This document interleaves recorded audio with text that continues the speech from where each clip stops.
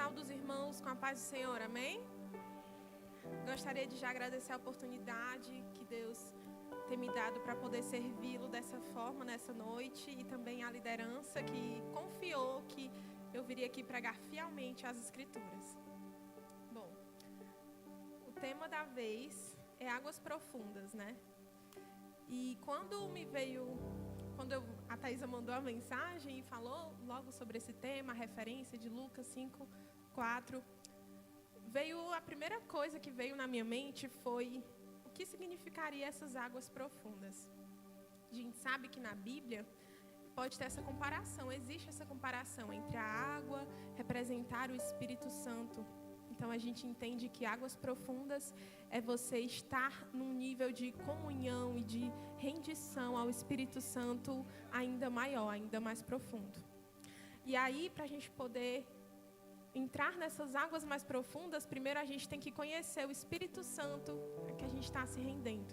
Onde é que a gente está se metendo nessas águas mais profundas? E aí eu quero convidar os irmãos a abrirem em João 16, no versículo 7 e 8.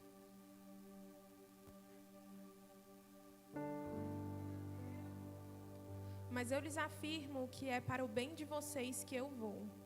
Se eu não for, o conselheiro não virá para vocês, mas se eu for, eu o enviarei. Quando ele vier, convencerá o mundo do pecado, da justiça e do juízo. A primeira função que a gente consegue notar que o Espírito Santo tem é de convencer o homem do pecado, da justiça e do juízo. Porque sem essas três coisas, o homem ele não vai conseguir entender que ele necessita do Senhor. Se ele não entende que ele é um pecador e que Deus é um Deus justo, ele não vai conseguir entender o quão importante foi aquele sacrifício lá naquele dia, 2000 anos atrás, naquela cruz. Então, ele não vai ter noção do quão ele necessita desse Senhor, desse Salvador, desse Deus, desse Pai, desse amigo na vida dele. E ele também não vai entender que ele era merecedor da sentença. E tem aquele hino, Jerusalém Eu, em que a cantora vai falar que Jerusalém era ela ali. Jerusalém naquele dia estava condenando, estava crucificando Jesus, mas naquele dia e hoje Jerusalém somos nós. Foi por nós que ele estava ali. Então, sem isso, a gente não vai entender o mistério dessa graça. A gente não vai entender sobre o que é que essa palavra ela fala tanto. E aí, o Espírito Santo ele vai ser o primeiro que ele vai começar a agir na nossa vida. Porque o Espírito Santo, ele vai convencer. Jesus não nos chamou para sermos testemunhas. Então, alguém pregou, porque a palavra de Deus ela vem pelo ouvir. De alguma forma, nós ouvimos a palavra do Senhor. E aí, o Espírito Santo ele entrou em ação. Ele convenceu o homem. Ele convenceu o homem de que ele é um pecador e que ele necessita dessa graça. E aí vai iniciar o processo de regeneração do homem. Lá no início, Deus criou Adão e Eva e ali eles tinham uma comunhão plena com o Espírito Santo, com o próprio Deus. O próprio Deus descia à terra para poder falar, para poder conversar com a sua criação, com a sua criatura. E ali, o ser humano se encontrava num estado de perfeição, digamos assim. No estado de plena comunhão com Deus, porque o pecado ainda não havia invadido. E aí essa regeneração é quando o Espírito Santo ele vai restaurar esse estado. Ele vai restaurar essa situação do homem ter comunhão com Deus. Porque a partir do momento que o homem pecou, ele perdeu essa comunhão. Ele perdeu a chance de estar no paraíso com o Senhor. E aí ele vai continuando esse processo. No processo que ele vai regenerando o homem, que ele vai tornando o homem um ser novamente ligado a Deus, ele restaura essa comunhão, ele liga de novo esse fio. E aí ele vai começando a nos santificar ainda mais. Porque sem santidade a gente não chega até Deus. Sem santidade a gente não vai conseguir entrar nessas águas mais profundas. E foi por isso que a gente até começou falando sobre ela, né? No mês passado, a gente teve o culto falando sobre santidade. E a gente aprendeu a importância disso, aprendeu como buscarmos isso. Então, o Espírito Santo, ele começa essa obra na nossa vida que ela não é de forma alguma mérito nosso. Ela não é de forma alguma uma obra do homem. O homem homem, ele só deixa a porta aberta. Mas é o Espírito Santo que bate, é o Espírito Santo que entra, é o Espírito Santo que faz, é o Espírito Santo que varre, é o Espírito Santo que limpa. Então, cotidianamente a gente é transformado por esse Espírito. A gente é feito novamente como Deus nos criou para ser, e nós fomos deturpados com o pecado. E aí nós somos santificados, e dia após dia o Senhor, Ele vai trabalhando na vida dos seus servos. Ele vai transformando mediante a vontade dEle, mediante o que Ele deseja que nós sejamos. E aí, essa santificação, ela é cada vez mais necessária para que a gente se achegue a Ele. Porque, como eu disse, sem essa santidade, nós não podemos mergulhar nas águas mais profundas. Nós não podemos chegar nem perto dessas águas. E aí, a gente vem de outra função do Espírito Santo, que está lá no versículo 7, de consolar. Mas por que consolar? Queria que a gente abrisse em Lucas, no capítulo 5, no versículo 33.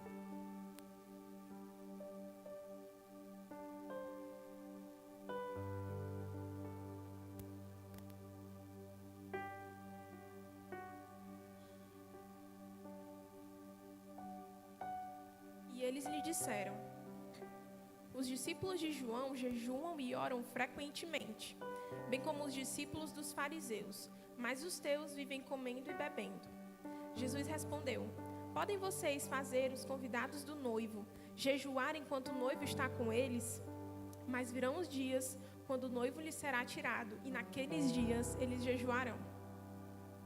Ele é o Consolador porque Cristo não está mais aqui corporeamente presente conosco. Nós ainda não temos essa comunhão com Ele ainda. Mas nós temos o Espírito Santo nessa terra que vem aqui nos auxiliar nesse processo de conhecer a Deus. Primeiro Ele nos convence, depois Ele começa a nos regenerar e Ele vai nos santificando. E aí Ele nos consola, tanto porque no mundo tereis aflições, e o Espírito Santo aqui está continuamente com a gente aqui, como também porque é Ele que nos transforma. E o jejum e a oração que Jesus fala aqui, no caso do jejum específico, né, mas também a oração, elas vão moldar o caráter do homem. Eles vão moldar como o Senhor deseja que o homem ele seja. E aí tem aquela história na Bíblia de quando Jesus ele subiu o monte para orar com 3 discípulos. E aí lá embaixo ficaram os outros. Então chegou um homem, o seu filho, se eu não me engano, e o seu filho estava endemoniado. E aí ele pede para os discípulos expulsarem aquele demônio, e os discípulos não são capazes de fazer isso. Então o que é que Jesus vai responder? Jesus vai dizer que esse tipo ele só sai com jejum e oração. Mas a pergunta que fica é: o que é que tira o demônio? É o poder que há no nome de Jesus ou é o jejum e a oração? É o poder que há no nome de Jesus. Mas por que ele falou que tinha que jejuar e orar? Era necessário jejum e oração? Porque o jejum e a oração, elas vão ter muito poder nos seus efeitos. E elas vão transformar e aumentar a fé do homem. Porque quando a gente jejua e quando a gente ora, a gente mata a nossa própria carne. Nós estamos chegando mais perto do Senhor. Quanto mais nós chegamos perto dele, mais nós cremos no Espírito Santo, nós cremos no poder que há no nome do Senhor. E então a gente pode fazer aquela oração e falar com a autoridade que ele já deu e que ele já tinha dado aos discípulos.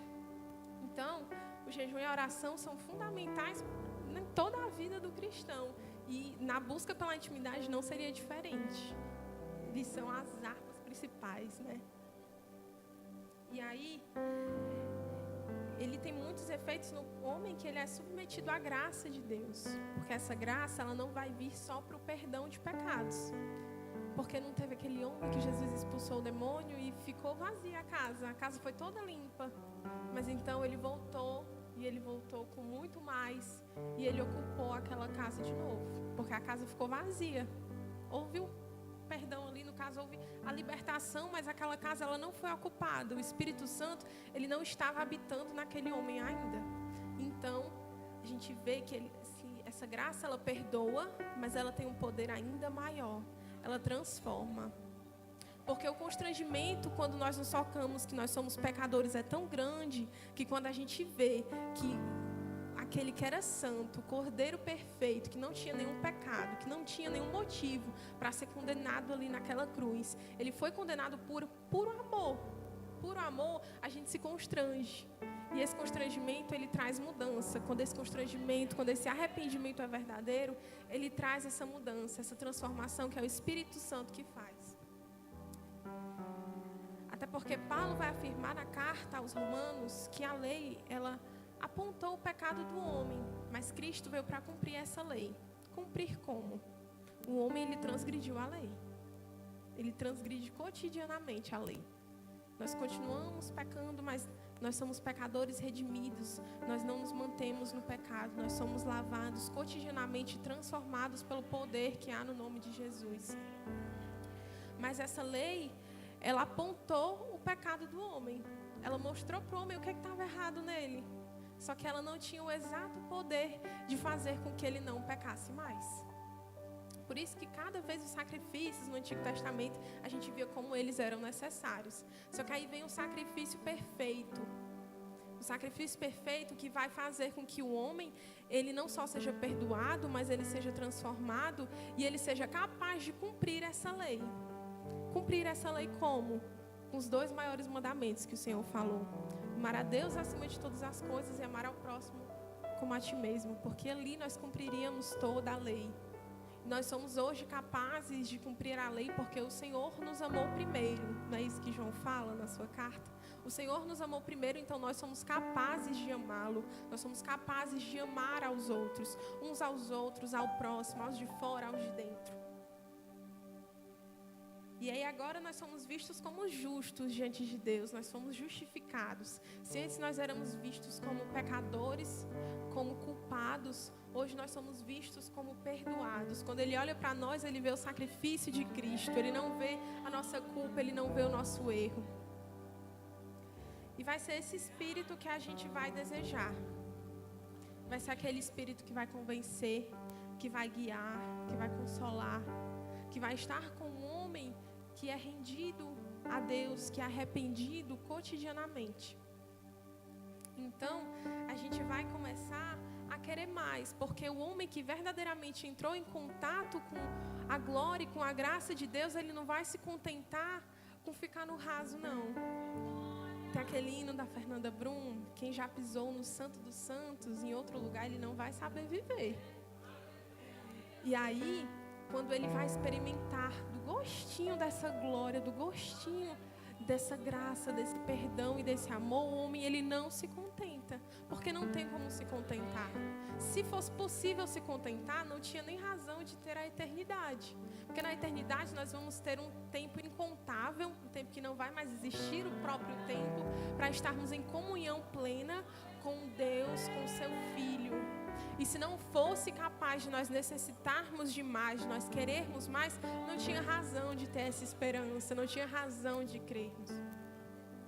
Então, é o Espírito Santo que nós devemos nos render, porque é quando nós nos rendemos que nós chegamos mais perto, é quando nós nos rendemos que nós buscamos mais, é quando nós nos rendemos que nós admitimos que nós precisamos, é quando nós nos rendemos que a gente acaba com a história da autossuficiência do homem. E essa história está cada vez mais comum, de que nós não precisamos de mais ninguém, de que nós somos autossuficientes. Eu sou a razão da minha própria felicidade. E a Bíblia, ela vem para dizer completamente o contrário. Ela vem para dizer que não. Ela vem para dizer que o homem, ele não é autossuficiente em si. Ela vem para mostrar que o homem, ele precisa do Senhor.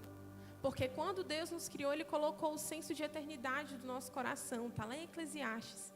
Ele criou o homem no intuito de fazer com que ele se relacionasse com Deus. Então, nós não vamos encontrar satisfação plena em outro canto nenhum. Então, é quando nós nos rendemos que nós o encontramos, que nós o achamos e que nós conseguimos tocar um pouquinho ainda essa glória, que nós conseguimos alcançar um pouco isso. Que nós temos essa necessidade básica de sobrevivência. Que a gente está aqui não porque a gente quer. É porque a gente quer, mas não, esse não é o ponto principal. O ponto principal é porque a gente precisa. É porque nós estamos aqui porque nós reconhecemos que nós precisamos. Nós precisamos do Espírito Santo, nós precisamos do Senhor. Nós precisamos estar aqui em comunhão uns com os outros. Nós precisamos estar que nem a igreja primitiva estava, lá em Atos 2:42. Nós precisamos estar perseverando na palavra, perseverando na oração, perseverando na comunhão uns com os outros. Porque o Senhor usa os irmãos uns aos outros para poder moldar os seus servos. Porque Ele usa a liderança, Ele usa todos que estão aqui para poder nos fazer mais parecidos com Ele. Através do Espírito Santo, nós também somos capazes de transformar a vida de outros. E aí, nós precisamos desse Deus triuno para que a nossa existência ela faça sentido. Não é nem porque minha vida está muito bem, está tudo normal, mas eu queria uma coisa diferente. Não, é porque estava tudo mal mesmo, porque precisava. A gente não está aqui porque a gente está de brincadeira, não. A gente está aqui porque a gente precisa. A gente está aqui porque nós cremos que a vida ela não acaba aqui, não. Nós cremos que aqui é só um ponto de passagem. Nós cremos que ainda tem um porvir que vai ser muito superior a tudo isso aqui. E que nesse porvir nós queremos estar com o Senhor. A gente não está aqui porque a gente tem medo do inferno. Até porque o inferno ia ser ótimo se Deus estivesse lá. Mas a gente está aqui porque a gente quer Deus. Porque nós queremos estar em comunhão com Ele. Porque o paraíso só é paraíso porque Deus está lá. E foi como o Senhor falou para a mulher samaritana, lá em João, no capítulo 4. Em João, no capítulo 4, ele vai encontrar a mulher samaritana e vai falar que ele vai ter uma água viva para dar para ela.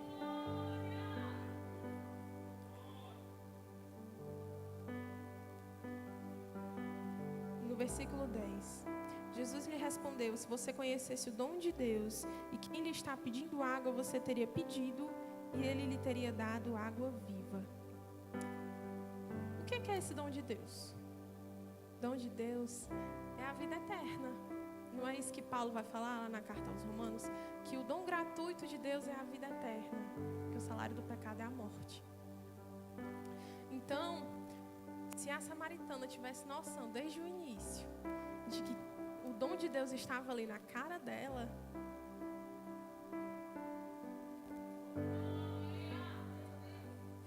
que água viva é essa no final do versículo? A água viva é a palavra, é o Espírito Santo. É o Espírito Santo que tem uma fonte inesgotável, que é aquele hino da harpa, né? Cristo nos deu. Cristo é a fonte escondida, não lembro como é a letra. Mas eu sei que vai falar de uma fonte que ela é inesgotável, que ela não acaba. E é por isso que é tão bom se lançar nessa fonte. É por isso que o homem ele procura de tantas formas sanar o que ele precisa. É por isso que ele procura de tantas formas em outras coisas e no pecado. Porque se o pecado não fosse bom, ninguém fazia. Mas ele procura de todas as formas, de todas as maneiras, sanar essa necessidade. Porque existe essa necessidade, a necessidade básica de sobrevivência que eu falei. Nós necessitamos do Espírito Santo, nós necessitamos de Deus, nós necessitamos dessa convivência, dessa presença, desse relacionamento. E aí, esse Espírito Santo que vai nos preencher, que vai nos guiar na leitura dessa palavra, porque o Senhor falava diversas vezes com seus discípulos, diversas vezes por parábolas, mas até quando o Senhor falou, acho que é em Lucas 19, Lucas 18, até quando o Senhor falou tudo o que ia acontecer, que era necessário que o Filho do Homem sofresse, que eles iam para Jerusalém, porque ali o Filho do Homem ia padecer, mas que ele iria ressuscitar. A Bíblia vai falar que os discípulos eles não entenderam. Mas por que eles não entenderam se estava dito na cara deles o que é que ia acontecer? Porque o homem ele não consegue entender, não adianta nada ele ler isso aqui se ele não tiver o Espírito Santo. Não adianta nada a gente tentar procurar achar Deus sem ter o Espírito Santo. Paulo, quando ele vai chegar lá em Atenas, ele vai encontrar uma sociedade extremamente idólatra. Atos alguma coisa. Mas ele vai encontrar uma sociedade completamente idólatra, em que Paulo vai falar que eles estão tateando à procura de Deus. E que no tempo da ignorância, Deus até entendia isso. Que o homem, ele necessita do Senhor. Se ele não necessitasse, a gente não tinha vários tipos de religiões aí. A gente não tinha vários tipos de vícios e idolatrias que o homem, ele procura e ele tem em si. E aí, Paulo, quando ele vai chegar lá, ele vai dizer que o homem, ele busca ao Senhor tateando. Ele tateia procurando o Senhor porque ele precisa disso. Porque não só ele quer, mas ele tem a necessidade. Pronto, está aí. E os que acompanhavam Paulo levaram até Atenas e, recebendo ordem para que Silas e Timóteo fossem ter com ele o mais depressa possível, partiram. Enquanto Paulo os esperava em Atenas, o seu espírito se comovia em si mesmo, vendo a cidade entregue à idolatria. De sorte que disputava na sinagoga com os judeus e religiosos e todos os dias na praça com os que se apresentavam. E alguns dos filósofos epicureus e estoicos contendiam com ele. Uns diziam: o que quer dizer este paroleiro? E outros: parece que é pregador de deuses estranhos, porque lhes anunciava a Jesus e a ressurreição. Mais tarde eu leio o resto. Mas ali Paulo, ele encontrou uma cidade cheia de idolatria, porque o homem, ele tem essa necessidade de ver a Deus. E ali vai dizer que o espírito de Paulo brigava dentro de si, né? Ele estava inquieto. Ele estava inquieto porque Paulo, ele amava também aquelas pessoas. Paulo cumpria a lei porque ele amava aos outros. E ele só conseguia cumprir a lei porque o Espírito Santo de Deus estava nele. Então, ele não conseguia ver aquele povo largado na idolatria e ter paz. Porque quando nós vemos uma pessoa largada no pecado e nós temos paz nisso, tem alguma coisa errada dentro da gente. O amor, ele não está sendo exercitado efetivamente aí. E esse Espírito Santo que vai nos preencher, ele vai nos guiar. E ele vai nos guiar para um destino sem igual. A Nova Jerusalém. Um lugar onde nós teremos o contato pleno com o Senhor, o contato pleno com o Espírito Santo. Porque esse é o anseio do homem. E por que nós ansiamos tanto o céu? Por que nós pregamos tanto sobre o céu? Por que nós falamos tanto e desejamos isso, ou pelo menos nós deveríamos desejar? Porque é ali onde nós teremos o contato pleno com o nosso Salvador, com o nosso Deus, com o nosso Pai, com o nosso Senhor. Então, é essa esperança que vai fazer com que a gente tenha sentido estar aqui hoje. Porque se não existisse, qual era o sentido da gente estar aqui? Se não existisse um nível em que a gente chegasse numa intimidade e numa comunhão tão plena, tão infinita e tão inigualável, sem nenhuma interrupção, sem ter pecado nenhum para poder interromper a gente, tinha sentido a gente estar aqui hoje? Não tinha. Mas nós temos essa esperança a nos apegar, nós temos essa chance. Então, o Senhor nos dará um corpo incorruptível e sem pecado para que a gente não tenha mais essa barreira, não tenha mais esse empecilho entre nós e Deus. E é por isso que nós temos esse tema hoje, intimidade, é porque nesse período presente, enquanto nós ainda não estamos lá, nós ainda não estamos na glória, nós ainda podemos experimentar um pouquinho dessa eternidade. Porque essa eternidade, a vida eterna, é o que vai estar escrito em João 17, quando Jesus vai orar. A vida eterna é isso, é conhecer a Deus. Por isso que ela é eterna, porque Ele é eterno. Porque a gente nunca vai cansar. Uma vez eu ouvi em algum EBD uma pessoa perguntando se o que a gente vai fazer no céu? O que vai ter de tão importante? O que vai ter tanto para a gente fazer para ter uma eternidade lá? Conhecer a Deus. Ele é infinito. Ele não tem início e ele não tem fim. Ele só é. Ele só existe. Mas aí, por que ir mais fundo? Bota em Eclesiastes 3:11. Dudu, Eclesiastes 3:11. Tudo fez formoso em seu tempo. Também pôs o mundo no coração deles, sem que o homem possa descobrir a obra que Deus fez, desde o princípio até o fim. Tem uma versão que fala que Deus pôs o senso de eternidade no coração do homem. Eu só não lembro qual é, acho que é NVT. Mas diz que Deus colocou o senso de eternidade no coração do homem. É o que eu estava falando antes? NVI, pronto. também pôs no coração do homem um anseio pela eternidade, um anseio pelo que não tem fim. É por isso que nós temos tanto medo da morte, porque a morte quer dizer que tem um final aqui, quer dizer que aqui acaba em algum ponto. O homem, ele nunca quer saber de uma história em que ele não vai estar presente. A gente nunca quer saber de um momento em que nós não vamos estar lá. Mas vai chegar, pelo menos aqui nessa terra. E o que é que fez a gente chegar nesse ponto? O pecado. Por isso que o Senhor foi tão longe para nos libertar dele. Porque o pecado, ele nos tirou essa chance de estarmos em plena comunhão. O pecado nos tirou essa chance de termos uma vida longa ao lado do Senhor. Uma vida sem fim. Porque Adão e Eva não foram criados para morrer. Mas o salário do pecado é a morte. E isso acabou acontecendo. Então, por que a gente vai mais fundo? É porque a gente precisa. É porque Deus, ele fez tudo muito bem pensado. Deus nunca é pego de surpresa. A Bíblia vai falar que ele é onisciente. Então, ele fez tudo pensando no homem ter anseio dele também. Também Lucas 15, 14.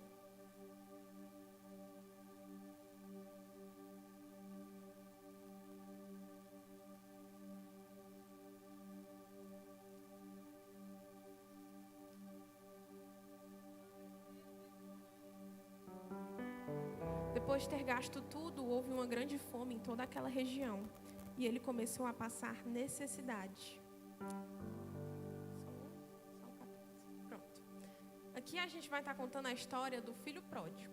Pelo menos é assim que o títulozinho que escreveram na Bíblia coloca, né? O filho pródigo. Mas a gente vê ali 2 filhos perdidos. Eu lembro de um livro que eu li, que foi até a Maíra já que me emprestaram, que falava sobre um novo nome para essa parábola, que não era filho pródigo, era a história do Deus pródigo. É a história do Deus que deixava tudo para ir em busca do seu filho perdido. Para ir em busca dos filhos que estavam perdidos também dentro da própria casa. E aí vai dizer que, vamos fazer uma analogia, né? O filho, ele vai pedir para o seu pai a herança. O filho vai dizer para o pai que ele desejava que ele estivesse morto, né? Porque a herança a gente só recebe quando o dono, o primário, morre. Então ele vai chegar no pai dele e vai dizer: pai, eu queria que o senhor estivesse morto para receber a herança, mas o senhor podia me adiantar? E aí, não sei como, ele adianta. Ele dá. Ele deixa a cordinha aí até onde vai. E aí, o filho vai pegar a herança e vai gastar tudo muito longe. E no final da parábola, o filho mais velho vai dizer que ele só gastou com o que não presta. E aí vai chegar num ponto que é o desse versículo aqui. Depois de ter gastado tudo, houve uma grande fome em toda aquela região e ele começou a passar necessidade. Chegou num ponto em que tudo que ele buscava não foi mais suficiente. Chegou num ponto em que tudo acabou. Porque é assim nessa terra, tudo acaba. Tudo que a gente mais anseia, até o que é bom realmente, tudo acaba. Tudo chega num fim. Só que o coração do homem, ele não foi feito para o fim. O coração do homem não foi feito por algo que chegasse ao fim. O coração do homem foi feito para a eternidade. E aqui a gente vê a finitude dessa terra. E aqui a gente vê onde é que estava o coração desse homem. Que a Bíblia não fala, me mostra onde está o tesouro, que lá está o teu coração. Teu tesouro, que lá está o teu coração. E o tesouro desse rapaz eram os prazeres dessa terra. Mas quando a gente coloca o tesouro lá no céu, a gente tem uma coisa que não acaba mais. A gente tem uma chance de algo que não vai chegar no fim. Pelo menos não vai, de forma alguma. Pode acabar a nossa vida nessa terra e a gente caminhando sempre com Cristo, mas vai chegar num outro lugar em que a gente vai ter um tempo que não acaba com Ele. E aí uma vez eu li um livro que o autor revela que ele tinha um questionamento quando ele era mais novo na fé. Que ele falava: que Deus egocêntrico é esse? Por que eu só posso adorar a Ele? Por que só Ele é digno de louvor? Por que eu não posso ter nenhum outro ídolo? E aí, no decorrer do livro, ele vai falando que era por conta que não era Deus que precisava de adoração. Vamos ler Isaías 6.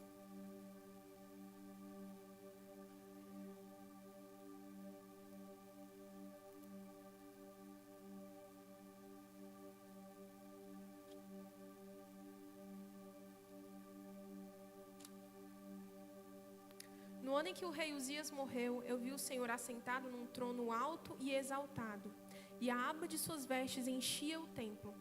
Acima dele estavam serafins, cada um deles tinha 6 asas, com 2 cobriam o rosto, com 2 cobriam os pés e com 2 voavam. E proclamavam uns aos outros: Santo, Santo, Santo é o Senhor dos exércitos, a terra está cheia da sua glória. Você acha que esse Deus precisa de mais adoração do que ele já tem? Não, ele não precisa. Ele já é adorado ao extremo. Mas nós precisamos adorá-lo, porque quando nós colocamos o Senhor no lugar devido em que ele deve estar, que é o primeiro, quando a gente deixa tudo e quando a gente ama Deus acima de todas as coisas, quando nós amamos Ele com todo o nosso entendimento, com toda a nossa alma, com toda a nossa força, aí a nossa existência ela vai fazendo sentido. Aí o nosso ser e a nossa alma, eles vão sendo sanados. E esse Deus, ele não precisa de mais adoração. Porque olha, falam aqui que ele é santo, santo, santo. Ele não é santo só uma vez. Ele é santo 3 vezes e mais. Mas olha como esses serafins, eles estão dispostos diante do Senhor. Eles têm 6 asas. Isso eu descobri um dia desses. 2 cobriam o rosto, 2 cobriam os pés e 2 voavam. 2 cobriam o rosto. Eu vi que significava que esses serafins, eles tinham temor diante do que eles estavam vendo. Eles não tinham a ousadia de olhar diretamente para a figura de Deus. Porque é algo tão esplêndido, é algo tão santo, é algo tão maravilhoso que aí não tem como você olhar diretamente. Com 2 eles cobriam os pés. Eles tinham referência diante daquilo que eles estavam vendo. Por consequência, por conta desse temor, eles tinham reverência. Eles tinham noção de onde é que eles estavam. Eles tinham o conhecimento pleno de quem é que eles estavam diante. E aí, tem 2 que eles voavam. E eu vi que isso aqui era que ali havia liberdade. Ali havia a verdadeira liberdade. A liberdade que Paulo vai falar tanto lá na carta dos Romanos. Que agora nós somos livres do pecado. Nós somos livres, nós somos libertos. Nós somos libertos pelo sangue de Jesus. E aqui, nesse paraíso, é onde há a verdadeira liberdade. É onde nós somos livres, nós somos libertos para poder chegarmos à fonte daquilo que o nosso coração ele verdadeiramente anseia, que é o Senhor. Então a gente busca Ele porque a gente precisa. E agora a gente vai voltar lá em Atos 17, no versículo 24 e no versículo 27.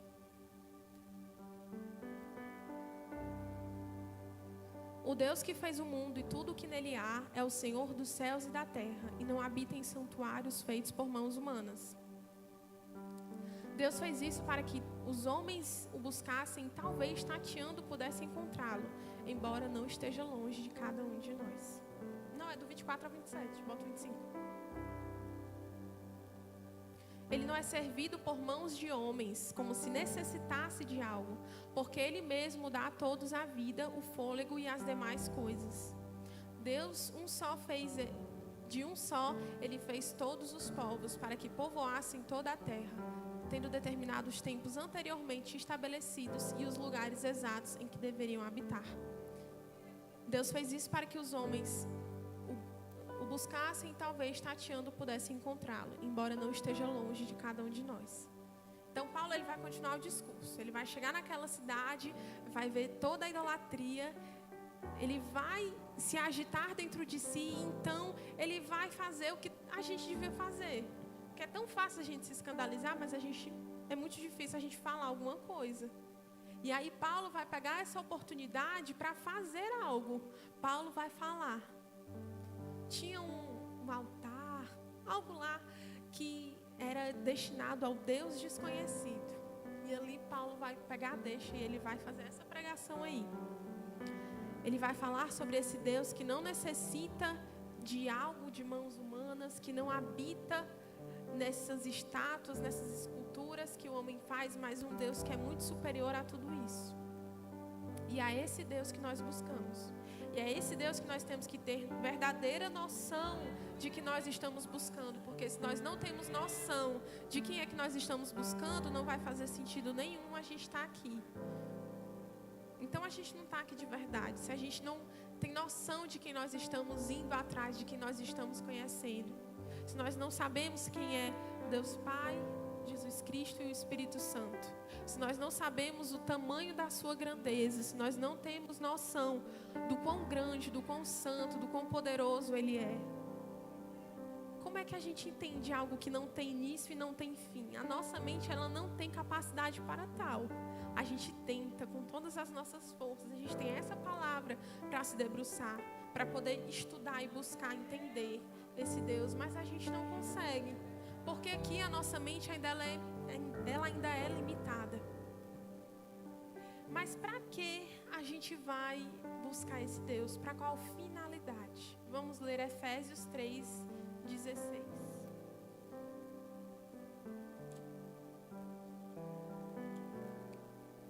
Oro para que, com as suas gloriosas riquezas, Ele os fortaleça no íntimo do seu ser com o poder por meio do seu Espírito Santo. Está vendo como o Espírito Santo é o meio em que Deus age em nós aqui nessa terra? Para que Cristo habite no coração de vocês, mediante a fé. E oro para que, estando arraigados e alicerçados em amor, vocês possam, juntamente com todos os santos, compreender a largura, o comprimento, a altura e a profundidade. E conhecer o amor de Cristo, que excede todo o conhecimento, para que vocês sejam cheios de toda a plenitude de Deus. É isso que nós buscamos, é a plenitude de Deus. E é isso que Paulo está desejando para aqueles santos, para aqueles irmãos. Então, só para a gente conhecer o amor, que é uma das partes dele, que o amor não é tudo que ele é, que ele contém, na verdade. Ele tem tantos outros atributos e só para a gente conhecer o amor tá tanto trabalho. Imagine para conhecer todo o resto. É por isso que a gente precisa de um tempo que não tem fim. É por isso que a gente precisa de algo que nunca mais vai acabar, para poder ver se a gente consegue chegar em algum ponto ali, para poder ver se a gente consegue ter essa plenitude na forma, no sentido literal da sua palavra, de plenitude, de totalidade, de ser completo. Mas como é que a gente vai chegar lá? Aí a gente vai ler Mateus 27, no versículo 51. Naquele momento, o véu do santuário rasgou-se em duas partes, de alto a baixo. A terra tremeu e as rochas se partiram. O véu, ele se rasgou de alto a baixo. Foi Deus que reconectou o homem com si. Nem para isso a gente prestava. Porque foi a gente que estragou e foi Ele que veio consertar. Porque o homem não tinha capacidade. O próprio Cristo vai falar que isso é impossível para o homem. O homem por si só, ele não consegue se reconciliar com o Senhor. É por isso que a nossa salvação, ela não vem por obras. As nossas boas obras são consequência da nossa transformação, da nossa regeneração, da nossa santificação. Mas as obras não salvam ninguém, até porque elas nunca chegariam num nível tão pleno que nos fosse capaz de levar ao céu. Então, o véu, ele se rasgou de alto a baixo. E que referência é essa? Ele está fazendo referência ao santuário lá do Antigo Testamento, do tabernáculo, em que tinha o véu que separava os níveis. E naquele último nível, só o sumo sacerdote, uma vez por ano, ele chegava. Mas vai dizer que o véu se rasgou de alto a baixo. Vai dizer que agora não é só o sumo sacerdote que vai ter acesso. Vai dizer que agora o nosso contato com Deus, ele não vai ser só terceirizado. Ele não vai ser só por meio de outra pessoa. A gente não vai ter que ficar só olhando lá no pé do monte Moisés subir. Agora a gente pode subir junto. Agora a gente pode ir lá. A gente pode chegar até esse Deus. Porque o véu, ele se rasgou de alto a baixo. E é assim que a gente chega. É quando a gente vem por esse caminho. É o caminho do tabernáculo. E o tabernáculo era um lugar de sacrifício. Era um lugar onde os animais eram sacrificados para o perdão, para a expiação de pecados daquele momento. Não era um perdão perpétuo, digamos assim. Não era suficiente o sacrifício desses animais. Mas através desse caminho do tabernáculo, o caminho do sacrifício, que hoje nós temos o sacrifício de Cristo. Vamos ler Apocalipse 13:8.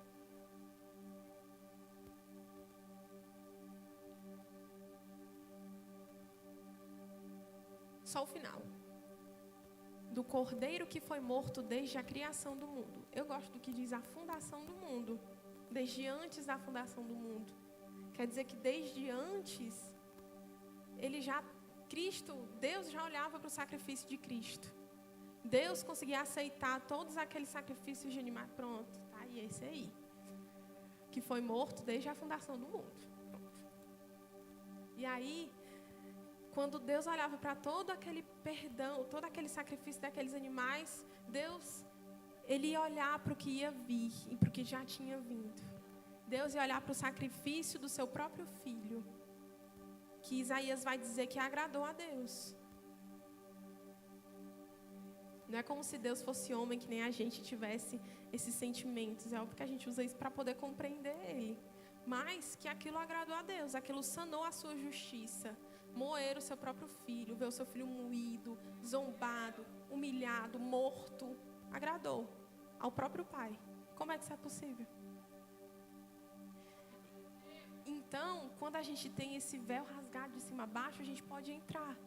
A gente pode chegar lá dentro, a gente pode avançar ainda mais.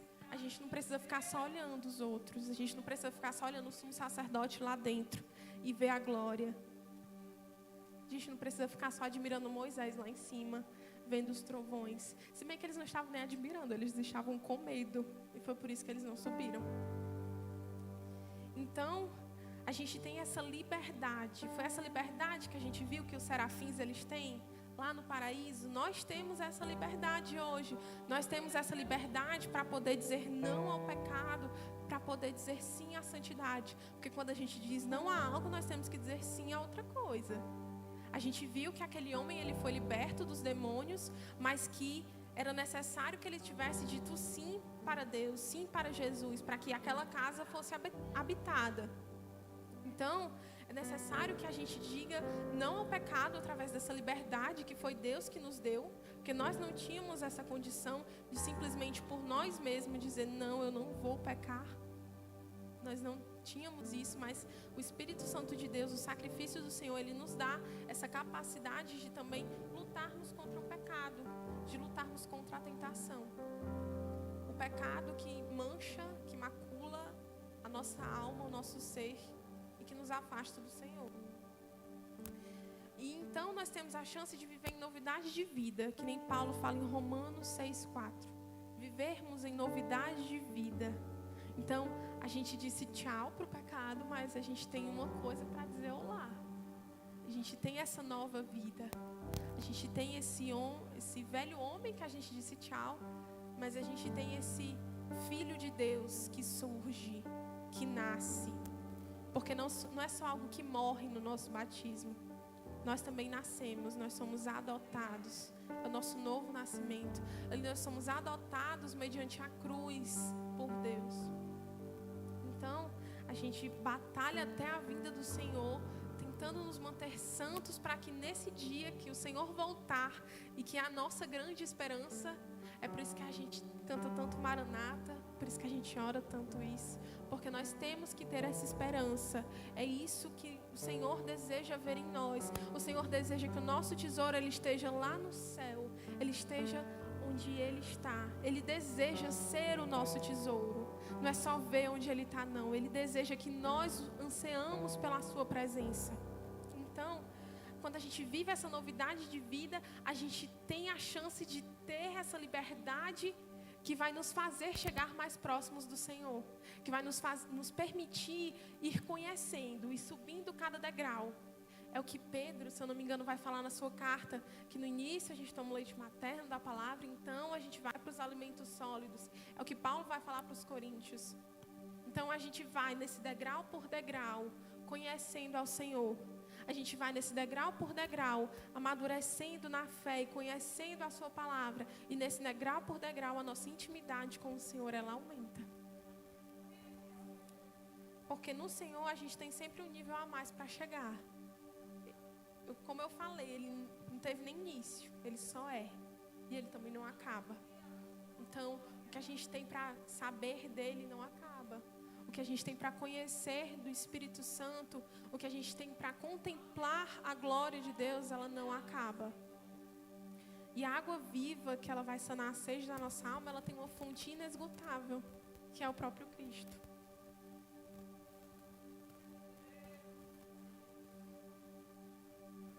E aí a gente vai chegar em outra parte, que é qual o perigo da gente se acomodar? Porque é muito fácil se acomodar nessa terra, porque a gente ainda não contempla Deus que nem os serafins. A gente ainda busca Ele. Ele não está aqui na nossa frente de forma exata para a gente ver. Então é muito fácil a gente desviar o olho do alvo. É muito fácil a gente ainda mudar a rota. Mas qual é o perigo da gente se acomodar?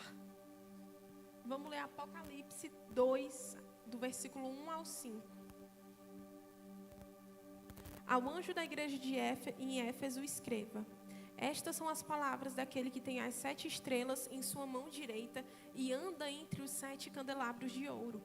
Conheço as tuas obras, o seu trabalho árduo e a sua perseverança. Sei que você não pode tolerar homens maus, que pôs à prova os que dizem ser apóstolos, mas não são, e descobriu que eles eram impostores. Vocês têm perseverado e suportado sofrimentos por causa do meu nome. Não têm desfalecido. Contra você, porém, tenho isto: você abandonou o seu primeiro amor. Lembre-se de onde caiu, arrependa-se e pratique as obras que praticava no início. Se não se arrepender, virei a você e tirarei o candelabro do lugar dele. Para você ver como não são as obras que salvam o homem. Essa igreja estava fazendo tudo certo, mas não estava fazendo o principal. Eles tinham perdido o primeiro amor. E que primeiro amor é esse? É o primeiro amor que a pecadora, ela teve quando ela encontrou Cristo na casa daquele sacerdote, na casa de Simão. Aquela pecadora, ela derramou o vaso de alabastro nos pés do Senhor e ela enxugou com os próprios cabelos. Ela beijava incessantemente os pés de Jesus porque ela sabia quem estava na frente dela. Ela tinha noção de quem era o Messias e principalmente ela tinha noção de quem ela era. Ela sabia quem ela era e como ela precisava dele. Então ela teve aquele amor que vem por consequência do perdão. Não é porque nós o amamos que ele nos perdoou, foi porque ele nos perdoou que nós o amamos. E aí essa igreja, ela tinha perdido a principal parte. Ela tinha se acomodado. Não, eu já estou fazendo tudo direito, já está tudo certo. Mas não é só fazer tudo direito. É fazer com excelência. E que excelência é essa? É amá-lo acima de todas as coisas. É amá-lo no primeiro lugar. É amá-lo com prioridade. E aí o que é que o Senhor vai falar? Lembre-se de onde caiu, arrependa-se e pratique as obras que você praticava no início. Haja como você agia no início. Se arrependa de não amar dessa forma, de não amar como em primeiro lugar. E volte. E se arrependa e vá de novo. Porque nele nós temos a chance de recomeçar. Nele nós podemos, mesmo se a gente cair, ele levanta. Ele nos dá a oportunidade de levantar. Nós ainda podemos nos levantar. E porque ele é tão misericordioso, ele nos disciplina. Eu acho que é em Hebreus 12, eu não lembro. Mas vai dizer que Deus disciplina aquele que ele ama. Porque mesmo que a gente caia, mesmo que a gente se perca em algum ponto, o Senhor, ele tem a sua misericórdia que se renova a cada manhã. Que a gente precisa que ela se renove a cada manhã. Então, eles perderam o primeiro amor. Pois o Senhor disciplina a quem ama e castiga todo aquele a quem aceita como filho. Porque um pai de verdade, um pai que ele ama mesmo, ele não vai ver o seu filho fazendo tudo errado e não vai falar nada. Ele vai fazer com que o seu filho faça o que é certo. Porque ele sabe o que é que aquele filho precisa fazer. Ele sabe o caminho que aquele filho precisa seguir. E se os pais terrenos que são falhos sabem disso, imagine o Deus perfeito, que sabe de todas as coisas. Então, o Senhor, ele nos chama a atenção para que nós nos corrijamos, para que nós tomemos o caminho certo novamente. E aí, recuperar o primeiro amor não é fácil, mas é o Espírito Santo que também faz essa obra. Porque por mais que a gente pense aqui, volte às suas primeiras obras, faça o que você praticava no início. Por mais que a gente pratique, é o Espírito Santo que muda o íntimo, muda o caráter, muda a mentalidade do homem. E aí a gente vai para o capítulo 3, no versículo 14.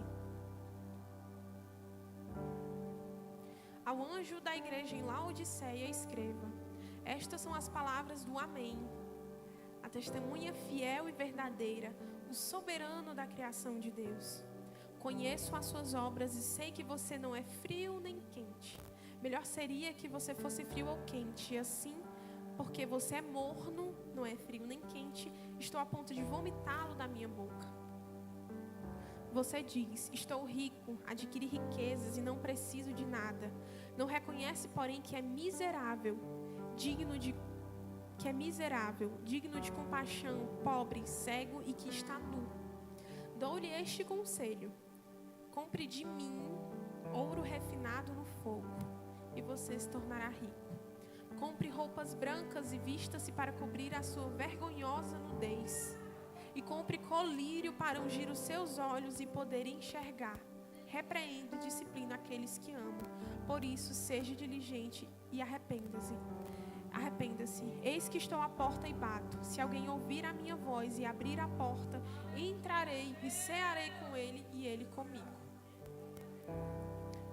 A igreja de Laodiceia tinha irmãos, tinha membros que não eram frios e nem quentes. Eles estavam ali no meio termo. Eles queriam estar em cima do muro que nem existe. Porque com o Senhor, ou você é ou você não é. Que aquele que é quase crente, ele quase chega no céu, mas ele ainda não chega. E aí, ele vai reclamar disso. Ele vai dizer: vocês não estão no nível legal, vocês não estão onde eu quero que vocês estejam. E aí ele vai exortar para que o homem se corrija. E o que é que ele vai dizer? Que eles são dignos, que ele é miserável, digno de compaixão, pobre, cego e que está nu. Ele apresenta todos os problemas, mas como ele é Deus, ele apresenta também todas as soluções. Ele diz: compre de mim ouro refinado no fogo. Compre dele aquilo que não acaba. Compre dele o verdadeiro tesouro que ninguém rouba, que a traça não corrói, mas que não acaba, que não se corrompe de forma alguma. Vista-se para cobrir a sua nudez, compre roupas brancas. Vamos ler Isaías 1, acho que é 8 ou é 18.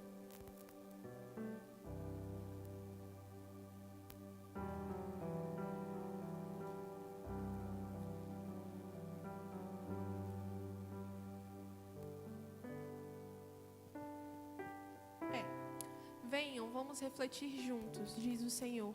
Embora os seus pecados sejam vermelhos como escarlate, eles se tornarão brancos como a neve. Embora sejam rubros como púrpura, como a lã se tornarão. Quando nós chegamos perto dele, os nossos pecados, a nossa nudez, é a vergonha. Como foi que o homem se encontrou lá no Jardim do Éden? Ele se encontrou nu. Ele se tocou de que ele estava nu, ele já estava, mas ali ele toma conhecimento. Então, Deus está falando para a igreja de Laodiceia: venham e comprem de mim roupas brancas, que não têm pecado, que são santas. Comprem de mim a santidade, busquem em mim a santidade, busquem no meu ser, no meu espírito, essa santificação, essa regeneração. Porque Ele é quem santifica. O homem, ele se permite, digamos assim.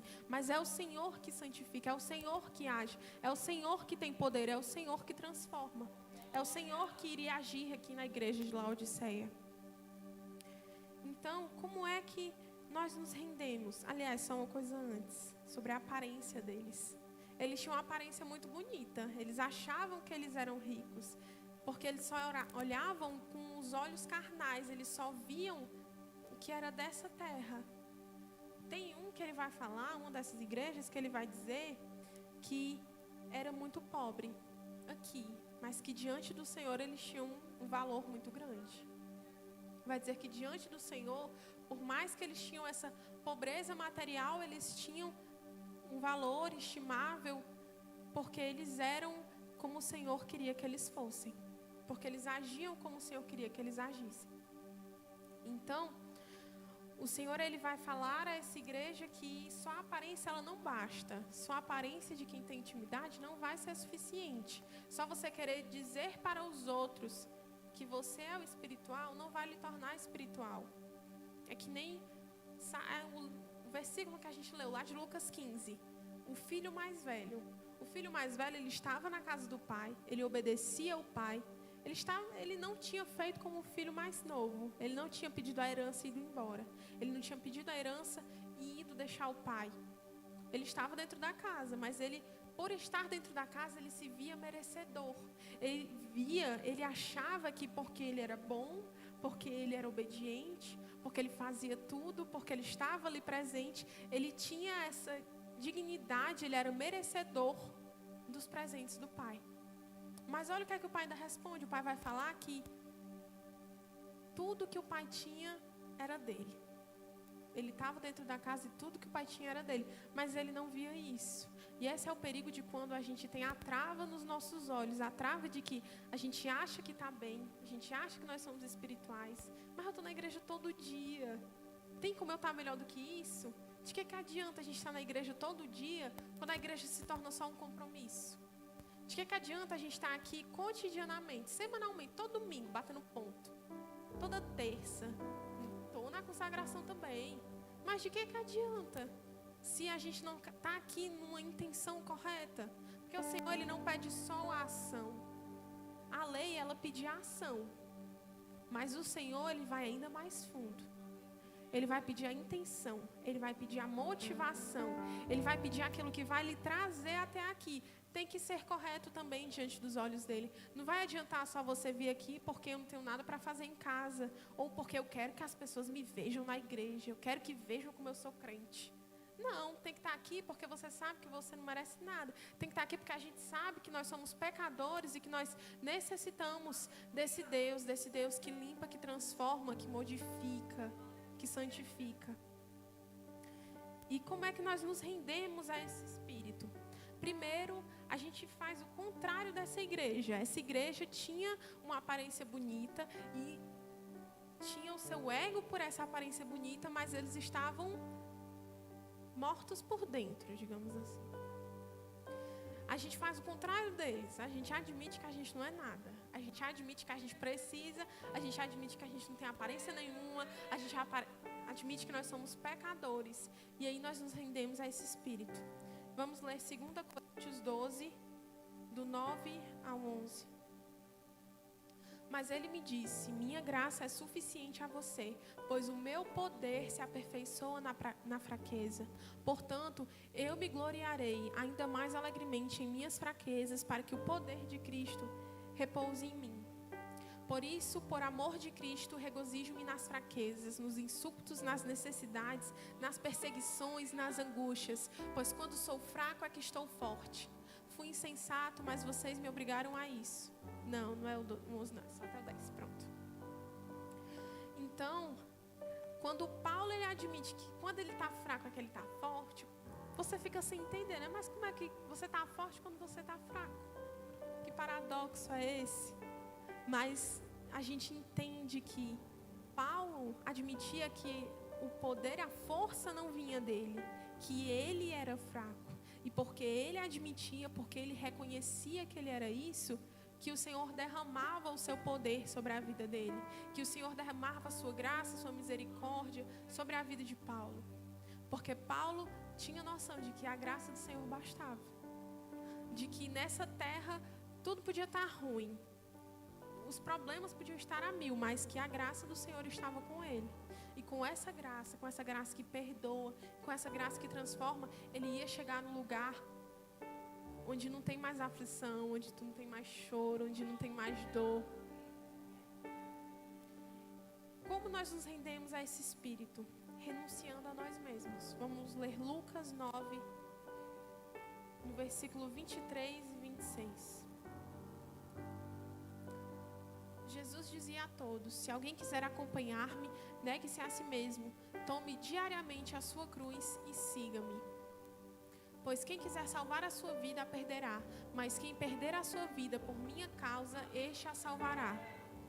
Pois que adianta um homem ganhar o mundo inteiro e perder-se ou destruir-se a si mesmo? Se alguém se envergonhar de mim e das minhas palavras, o Filho do Homem se envergonhará dele, e quando vier em sua glória e na glória do Pai e dos santos anjos. Então, é preciso que a gente renuncie a si mesmo, se deixe de fora, tome a sua cruz. Tomemos a nossa cruz. E o que é a nossa cruz? O que significa tomar a sua cruz? O que a cruz ela significa? A cruz foi onde o Senhor se sacrificou por nós. Nós devemos tomar a nossa cruz, a nossa morte diariamente. Nós devemos nos entregar ao Senhor diariamente. Nós devemos entregar o nosso corpo como culto racional ao Senhor diariamente. Nós devemos declarar morte ao nosso eu, ao nosso ego diariamente. Só assim a gente chega perto dele. Nós devemos buscá-lo e nós devemos renunciar a nós mesmos. Porque se a gente se tiver em primeiro lugar, se a gente for que nem o discurso que a gente escuta atualmente, se põe em primeiro lugar, a gente perde a nossa alma. O preço é muito caro. Vamos ler Lucas 18, 22 e 23. Ao ouvir isso, disse-lhe Jesus: falta ainda uma coisa. Venda tudo que você possui e dê o dinheiro aos pobres, e você terá um tesouro nos céus. Depois venha e siga-me. Ouvindo isso, ele ficou triste porque era muito rico. Jesus vai falar que é muito difícil um rico entrar no reino dos céus. Mas por que é muito difícil? Que relação tem a riqueza com a salvação, se é apenas um bem material? O problema é quando essa riqueza ela vai tomar um lugar que ela não devia ter. O Senhor vai dizer que não é possível ter dois senhores, servir a dois senhores. Ou a gente escolhe, ou a gente serve ao Senhor, ou a gente serve ao dinheiro. Ou a gente serve ao Senhor, ou a gente olha para o que a gente pode construir nessa terra, para o que a gente pode ter, porque a gente pode buscar, porque a gente pode conseguir. Porque se a gente ficar só olhando para cá, Paulo vai falar que quem espera do Senhor apenas nessa vida é o mais miserável dos homens. Então, se a gente só espera que a gente vai conseguir alguma coisa aqui, a gente não vai conseguir nada quando chegar lá. Esse homem, ele chegou em Jesus perguntando o que ele tinha que fazer para conseguir a vida eterna. Aquele homem já reconheceu quem era o Senhor. Ele já tinha visto que Jesus tinha autoridade para dizer como é que se chegava a essa vida eterna. E aí Jesus vai falar que tem que cumprir toda a lei. Então o homem vai responder que cumprir a lei desde a adolescência, desde a juventude. Jesus vai ficar muito alegre com isso. Só que aí ele vai falar, ele vai completar. Jesus, depois que o homem fala que ele cumpre a lei desde a sua adolescência, ele vai pedir o que aquele homem mais amava, que não era a lei, era o dinheiro, era o que ele tinha. Então, o ponto de que o rico tem dificuldade de entrar no céu não é porque ele tem dinheiro, não é porque você tem que ser pobre para você entrar no céu, é porque é mais fácil quando a gente não tem nada, a gente querer alguma coisa lá. Então, o Senhor, Ele requer de nós o primeiro lugar. Ele requer de nós renúncias. Renúncia, é muito fácil a gente renunciar àquilo que a gente não gosta. É muito difícil para mim dizer que uma pessoa me oferecer pudim e eu dizer que eu não quero, que eu não gosto. Agora, se ela me oferecer um bolo de cenoura com chocolate, para eu dizer não, como é que vai ser? Então, o Senhor, Ele vai requerer aquilo que a gente mais ama, vai ser o que a gente mais gosta mesmo. Porque senão, aquilo vai se tornar um ídolo. A gente tem que ter na nossa vida as prioridades muito bem organizadas. E nessa organização, o Senhor, Ele tem que estar sempre em primeiro lugar. Porque quando o Senhor está em primeiro lugar, é que nós temos todo o resto da nossa vida ordenado. Não é quando relacionamentos, não é quando o trabalho, não é como viagens e dinheiro e coisas vão estar acima do Senhor. Não pode. Porque senão a gente não vai estar vivendo um verdadeiro evangelho, um verdadeiro cristianismo. Porque o verdadeiro cristianismo, ele exige renúncias. Então ele não exige um lugar confortável. Não nessa terra. Então vai ser a diferença desse homem para Zaqueu. Zaqueu eu acho que é no capítulo da frente, não lembro. Lucas 19:8. Mas Zaqueu levantou-se e disse ao Senhor: olha, Senhor, estou dando a metade dos meus bens aos pobres, e se de alguém extorquir alguma coisa, devolverei 4 vezes mais. No capítulo anterior, ele mostra um homem rico que não queria renunciar, que não queria dar do seu dinheiro, que não queria abrir mão. E no capítulo 19, ele vai mostrar Zaqueu. Deus nem tinha diretamente falado, Jesus não tinha diretamente nem falado. Mas só porque Zaqueu entrou em contato com a graça do Senhor, ele já foi constrangido dentro de si mesmo. Ele já foi transformado dentro de si. Ele já tinha a sua intenção no local correto. E aí ele vai fazer o que é correto. Ele vai colocar o dinheiro e tudo que a gente pode conseguir nessa vida na posição certa. E como é que a gente pode se render a esse espírito? Obedecendo à vontade do Pai. Lá em João 14, Jesus vai dizer que aquele que o ama, aquele que ama o Pai, ele vai obedecer o que ele diz. Que a linguagem de amor do Senhor é a obediência. Quando a gente obedece, a gente se rende. Porque nós estamos abrindo mão da nossa vontade. Às vezes, não é nem a nossa, mas porque o Senhor falou, a gente obedece. Talvez não fosse a vontade de Simão Pedro voltar de novo na água e ir pescar de novo. Mas ele obedeceu. Mas ele se rendeu a quem tinha mais autoridade do que ele. Ele reconheceu que o Senhor tinha mais autoridade do que ele. E por isso ele foi. E aí, juntando tudo isso, reconhecer quem nós somos, renunciar a nós mesmos e obedecer ao Senhor, a gente vai ver que foi o que Simão fez, lá em Lucas 5:4, foi onde o Juninho leu no início do culto. Era isso que Simão estava fazendo. Tendo acabado de falar, disse a Simão, vá para onde as águas são mais fundas e a todos lancem as redes para a pesca. Simão respondeu, mestre, esforçamo-nos a noite inteira e não pegamos nada, mas porque és tu quem está dizendo isto, vou lançar as redes. Quando fizeram, pegaram tal quantidade de peixes que as redes começaram a rasgar-se. Então fizeram sinais a seus companheiros no outro barco para que viessem ajudá-los. E eles vieram e encheram ambos os barcos ao ponto de começarem a afundar. Quando Simão Pedro viu isso, prostrou-se aos pés de Jesus e disse, afasta-te de mim, Senhor, porque sou um homem pecador. Pois ele e todos os seus companheiros estavam perplexos com a pesca que haviam feito. Como também Tiago e João, os filhos de Zebedeu, sócios de Simão. Disse Jesus a Simão, não tenha medo, de agora em diante você será pescador de homens. Então, eles arrastaram seus barcos para a praia, deixaram tudo e o seguiram. Simão, ele estava vivendo a sua vida normalmente. Ele estava cumprindo com a sua profissão, buscando seu sustento. Ele estava pescando. E num dia normal do seu trabalho, que parecia comum, que ele não tinha conseguido nada, aparece Jesus. Com uma ordem um tanto estranha, né? Porque se a pessoa já passou a noite toda tentando fazer alguma coisa, a noite toda, não é que como se a pessoa tivesse tentado 1, 2 vezes. Ele passou a noite toda tentando pescar e ele não conseguiu nada. Mas quando Jesus manda, ele obedece. Ele reconheceu a autoridade do Senhor. Então, ele vai encontrar o milagre do Senhor quando ele vai obedecer. E milagre, eu não estou falando só de milagre nessa vida, milagre material, milagre de uma providência que a gente esteja precisando no momento. É um milagre mesmo. É o milagre da nossa transformação em Cristo. Lá em Lucas 18, no 26 e no 27, Jesus vai falar sobre... Os que ouviram isso perguntaram, então quem pode ser salvo? Jesus respondeu, o que é impossível para os homens é possível para Deus. Era impossível para o homem se salvar sozinho, mas para Deus não. Para Deus todas as coisas são possíveis. E ali o homem foi salvo. Ali Simão, ele foi encontrar Cristo, ele foi encontrado pelo Senhor.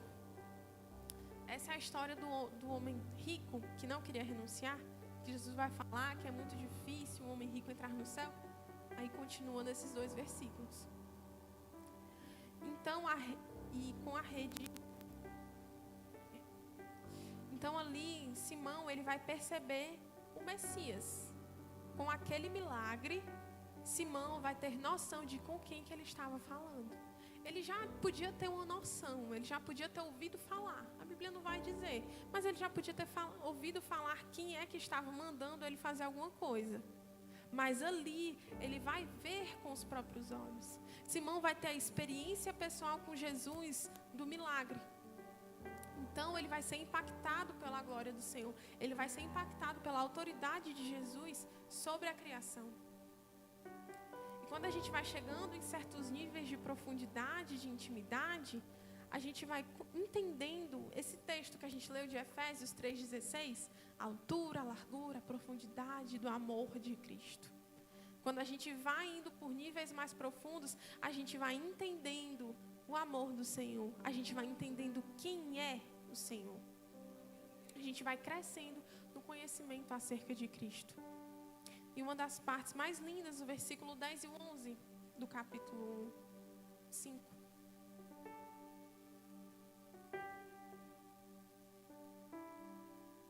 Como também Tiago e João, os filhos de Zebedeu, sócios de Simão, Jesus disse a Simão: não tenha medo, de agora em diante você será pescador de homens. Eles então arrastaram seus barcos para a praia, deixaram tudo e o seguiram. Uma das partes mais lindas, porque é onde o Senhor vai demonstrar uma nova identidade. É quando depois que Simão teve a experiência, ele obedeceu, ele teve a experiência com Jesus, ele reconheceu quem ele era, porque ele disse: afasta-te de mim, pois eu sou um homem pecador. É quando ele reconhece quem ele é, que o Senhor vai dizer isso para ele. Agora eu vou te fazer pescador de homens. Agora que você reconheceu que você é um pecador, agora que você reconheceu quem eu sou, eu vou te fazer um pescador de homens. Eu vou te dar uma nova identidade. Eu vou dizer quem você verdadeiramente é. Porque quando nós chegamos nesses níveis mais profundos, quando nós nos relacionamos com o Senhor, então nós encontramos a nossa verdadeira identidade. Filhos e filhas de Deus, geração eleita, sacerdócio real. A vida não. A Bíblia, ela vai falar quem nós somos. A Bíblia vai dizer quem nós somos. Nós somos filhos de Deus. Lá em 1 Pedro, eu acho, não lembro o versículo, vai dizer que nós somos geração eleita, nós somos sacerdócio real. Então, quando nós nos chegamos ao Senhor, Ele diz que nós verdadeiramente somos. Nós somos filhos e filhas, nós somos pescadores de homens. Porque o Evangelho, ele não vai parar só na gente. O Evangelho, ele vai ir seguindo, ele vai pegando um ao outro. Porque o Senhor, Ele nos chamou para sermos testemunhas. Não advogados ou pessoas que vão convencer. Porque quem convence é o Espírito Santo. Quem vai convencer o homem do pecado, da justiça e do juízo é o Espírito Santo. Mas quem vai testemunhar somos nós. A Bíblia vai falar que os anjos desejavam essa função e não tiveram. Deus deu essa honra aos homens. Deus deu a honra de pregar o Evangelho, de viver o Evangelho aos homens. E o que é o Evangelho? Romanos 1,16. Não me envergonho do Evangelho, porque é o poder de Deus para a salvação de todo aquele que crê. Primeiro do judeu e depois do grego.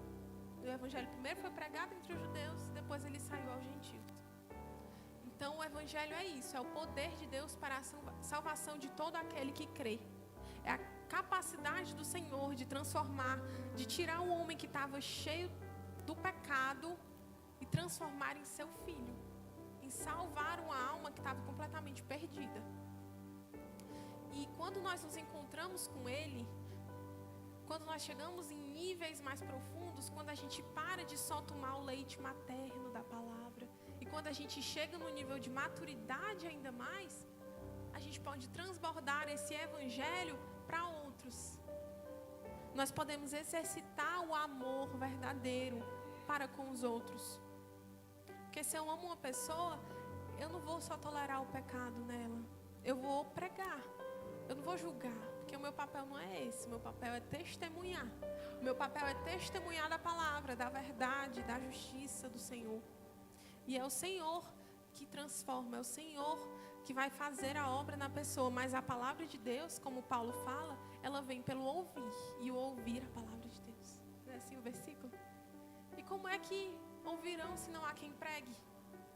Então nós somos chamados a isso. Quando nós chegamos a Deus, Ele nos faz com que nós cheguemos a outros, porque o Evangelho ele não vai parar em nós de forma alguma. E Cristo ele vai esperar de nós a reação como desses homens, que imediatamente eles largaram tudo que eles tinham e eles seguiram o Senhor. Eles renunciaram tudo que eles tinham. Eles renunciaram ali o seu trabalho, eles seguiram ao Senhor. Eles tiveram Jesus Cristo como prioridade, como primeiro lugar. Eles renunciaram de si mesmos. Então, quando a gente entra nessas águas mais profundas, quando a gente chega nesse nível de intimidade com o Senhor, a gente perde o controle. Não tem uma hora, quando você vai entrando no mar, que os seus pés não estão mais encostando no chão. Eu não sei porque eu nunca entrei no mar, que eu tenho medo, mas eu sei que chegou a esse ponto, né? Que perde o controle, que o seu pé não está mais encostando no chão, que você já perdeu o controle. Então, quando a gente perde o controle, é que a gente vai viver Gálatas 5:22. Mas o fruto do Espírito é amor, alegria, paz, paciência, amabilidade, bondade, fidelidade, mansidão e domínio próprio. Contra essas coisas não há lei. Quando a gente chega nesse nível mais profundo, quando nós nos rendemos, quando nós temos essa intimidade que nos faz conhecer mais a Deus, nós vamos manifestar isso aí, o fruto do Espírito. Nós vamos ter essas características que vão nos assemelhar ao caráter do Senhor, e isso não vai ser mérito nosso. Quando nós... É engraçado, né? Quando a gente perde o controle é que a gente vai ter o domínio próprio. Quando a gente perde o controle é que a gente vai ter o autocontrole. Porque o que é esse domínio próprio? O que é esse controle, esse autocontrole? É quando a gente tem a capacidade de dizer não. E a gente não tem a capacidade de dizer não enquanto nós ainda estamos presos no pecado. Nós temos a capacidade de dizer não a partir do momento que nós somos libertos. A partir do momento que nós somos lavados pelo sangue de Cristo. Aí nós temos a capacidade de dizer não. Aí nós temos a capacidade de dominar a nossa raiva, dominar aquelas coisas que vão nos afastar do Senhor, sentimentos que não nos aproximam dEle. Porque é a partir daí que o Espírito Santo, ele vai estar nos guiando. Ele vai estar nos guiando no caminho da Nova Jerusalém. E isso aí se torna consequência. Isso aí se torna consequência de quando nós conhecemos ao Senhor. A capacidade de amar, de perdoar, de ir além disso. Porque o Senhor vai falar que perdoar a quem a gente ama, de amar quem ama a gente, é muito fácil. Isso até os incrédulos fazem. Mas amar quem vai completamente contra o que a gente fala, amar quem vai completamente contra a gente é muito mais difícil. Quem prejudica a gente é muito mais difícil. Mas o Evangelho, ele nos traz essa capacidade. Ele nos traz essa capacidade de amar. O homem por si só não consegue amar. O amor hoje ele é visto de uma forma muito errada. Porque o verdadeiro amor só ama quem tem a Deus. Porque é nele que está o verdadeiro amor. É com ele que nos amou primeiro que nós aprendemos a amá-lo e a amar os outros. Com todas essas coisas a gente vai ter, nesse trabalhar do Espírito, o coração que Davi pediu, lá no Salmo 51.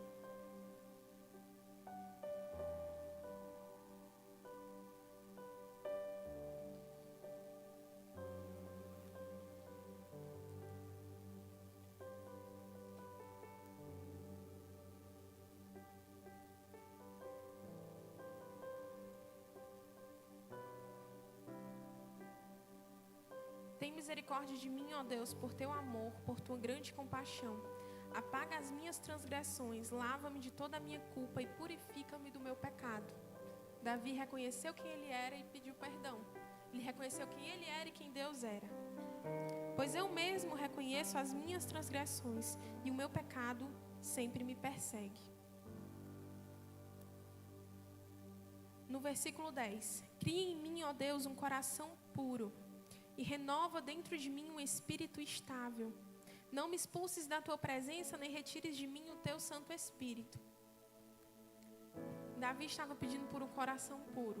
Davi estava pedindo por um coração que fosse disposto a obedecer.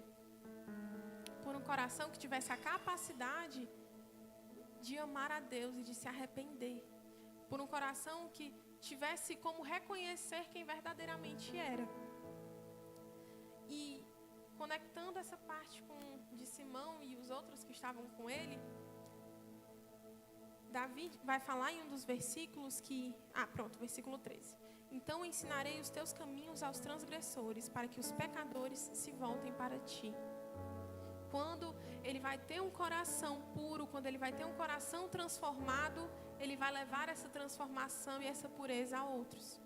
Ele vai levar essa capacidade de amar a outros. Ele vai amar a outros. Ele vai levar o evangelho, ele vai levar a lei. Nessa época, a lei, para a gente, o evangelho. Ele vai levar o evangelho àqueles que não conhecem. Ele vai provar que ele ama o homem quando ele vai dizer: eu te quero no céu comigo, eu não quero que você vá para o inferno. Então, o evangelho, ele é quando a gente reconhece que nós somos salvos, e que então nós levamos essa nossa salvação para outros. As consequências da nossa salvação, do Deus que nos salvou. E agora eu quero convidar vocês a ficarem de pé, para que nós possamos orar sobre essa palavra.